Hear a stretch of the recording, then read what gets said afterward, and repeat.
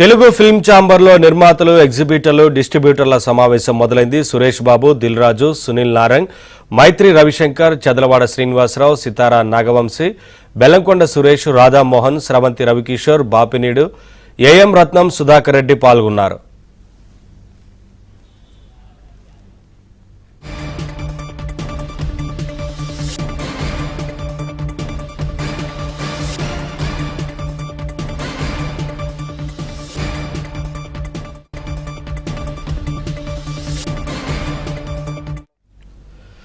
థియేటర్లలో పర్సంటేజ్ విధానాన్ని అమలు చేయాలని ఎగ్జిబిటర్లు పట్టుబడుతున్నారు. పర్సంటేజ్ ఇవ్వకపోతే జూన్ 1 నుంచి థియేటర్లు మూసివేస్తామని ఎగ్జిబిటర్లు హెచ్చరించారు. దీంతో నిర్మాతలు, డిస్ట్రిబ్యూటర్లతో సమావేశం నిర్వహిస్తున్నారు.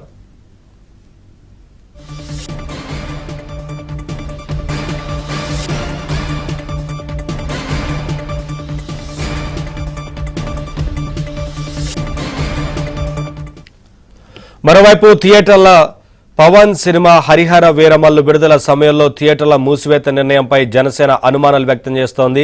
ఏపీ మంత్రి కందుల దుర్గేష్ ఈ వ్యవహారంపై ఆగ్రహం వ్యక్తం చేశారు. దీంతో ఇవాల్టి సమావేశం మరింత ప్రాధాన్యత సంతరించుకుంది. ఇదే అంశానికి సంబంధించి మరింత సమాచారం మా ఫిల్మ్ కరెస్పాండెంట్ సుజన్ అడిగి తెలుసుకుందాం. సుజన్, ఈ సమావేశం కొనసాగుతున్నట్లుగా తెలుస్తా ఉంది కదా, సమావేశంలో ఎగ్జిబిటర్ల తరపున ఎవరెవరు పాల్గొన్నారు, మరొక వైపున నిర్మాతలు, డిస్ట్రిబ్యూటర్లు ఏం చెప్తున్నారు, ఏంటి వివరాలు?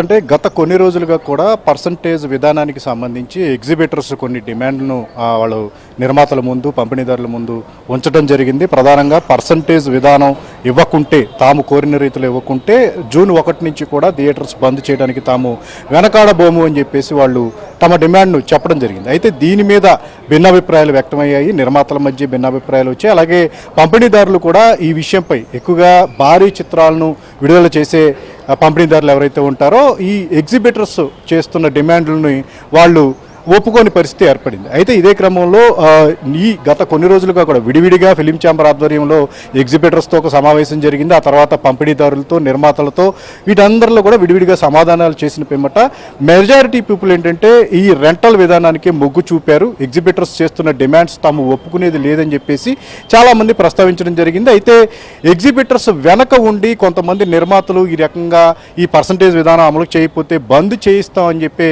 విషయాన్ని తెర మీదకు వచ్చినట్టుగా కూడా ఒక అనుమానాలు అయితే, ఒక చర్చ అయితే నడుస్తూ ఉంది. దీని మీదే కందుల దుర్గేష్ నిన్న దీని మీద ఒక విచారణ చేపట్టాలి అని చెప్పేసి హోంశాఖకు సంబంధించిన వారిని ఆదేశించడం జరిగింది. అయితే నిన్న దుర్గేష్ చేసిన కామెంట్స్ తర్వాత ఇండస్ట్రీలో కూడా ఒక చర్చ నడుస్తుంది.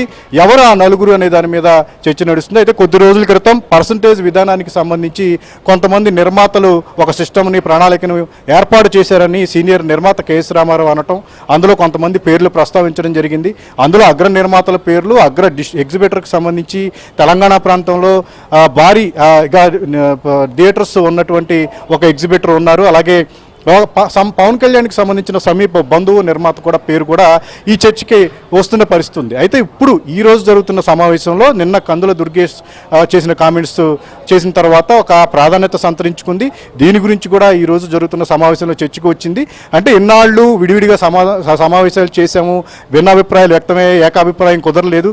బట్ ఈలోపు రకరకాల కథనాలు అనేవి వెలువడుతున్నాయి. కుట్రకోణం అనేది కూడా ఇదొక టర్న్ తీసుకుని దీని మీద కుట్రకోణం ఉంది, దీని మీద విచారణ చేయాలని చెప్పేసి ఆదేశాలు కూడా రావడంతో ఫిలిం ఛాంబర్ వెంటనే అప్రమత్తమైంది. వెంటనే దీని మీద ఒక క్లారిటీ ఇవ్వాల్సిన అవసరం ఉందని చెప్పేసి కూడా ఫిలిం ఛాంబర్ ఈ రోజు జరుగుతున్న ఈ సభ్యులందరూ ఎవరైతే హాజరయ్యారో ఎగ్జిబిటర్స్కి సంబంధించి అన్ని సెక్టార్లకు సంబంధించి పలువురు హాజరైన నేపథ్యంలో దీని మీద ఎట్టి పరిస్థితుల్లో ఈరోజు ఒక క్లారిటీ తీసుకొస్తే కనుక ముందు ఇది మరింత జటిలమయ్యే అవకాశం ఉండకుండా ఉంటుందని చెప్పేసి అంటున్నారు. మనకు అందిన సమాచారం మేరకు ఏంటంటే జూన్ 1 నుంచి థియేటర్స్ బంద్ అనేది మ్యాక్సిమం ఉండకపోవచ్చు, వెనక్కి తగ్గి ఫర్దర్గా అంటే ఈ నిదానంగా అందరూ కూర్చుని 1 by 1 ఏమైనా సమస్యలుంటే వాటిని సాల్వ్ చేసుకోవాలి తప్పితే జూన్లో పెద్ద సినిమాలు, not only Harihara Veeramallu, Kamal Haasan cinema ఉంది, అలాగే మరిన్ని సినిమాలు ఉన్న నేపథ్యంలో వీటన్నిటిని రెవెన్యూ దెబ్బేస్తుంది. ట్యాక్స్ నిన్న దుర్గేష్ చెప్పిన దాని మీద ట్యాక్స్ కూడా ఇబ్బంది అవుతుంది. కాబట్టి వీటన్నిటి మీద కూడా విచారణ చేయాలన్న నేపథ్యంలో బంద్ ఆ విషయాన్ని వెనకడుగు వేసి మరికొద్దిసేపట్లో ఫిలిం ఛాంబర్ కూడా దీని మీద